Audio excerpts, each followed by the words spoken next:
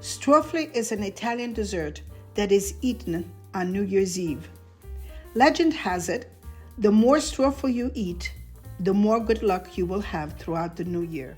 Sift 2 cups of all-purpose flour. Add 2 teaspoons of baking powder, 3 tablespoons of sugar, 2 pinches of salt. Mix the ingredients, make a well, and add 3 whole eggs. Mix the eggs, add butter, and begin kneading the flour. Add about half teaspoon of cold icy water. When all the flour has been absorbed, take the dough and place it on a board. Knead it thoroughly until it's nice and soft and smooth. After that it's been kneaded thoroughly, make a disc, cover with cellophane, and put it in the refrigerator for between 30 minutes to an hour.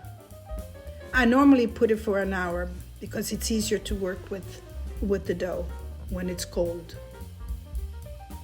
Take the dough out of the fridge, roll it out into about 12-inch long rod, and then cut small cubes of the struffoli and place it in a hot oil. It should stay in the oil for about 3 to 4 minutes until they become golden. Once you take out the struffoli from the deep fryer, the struffoli should be cooled completely. In the meantime, place some honey in a pot and heat it until the honey becomes liquefied.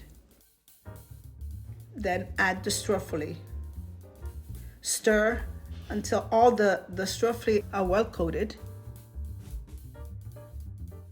Then take them out, drain them as you take them out of the pot, and place them in a dish.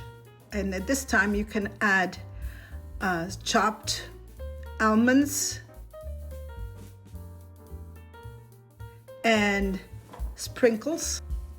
And I have my grandson helping me to place some of the sprinkles on.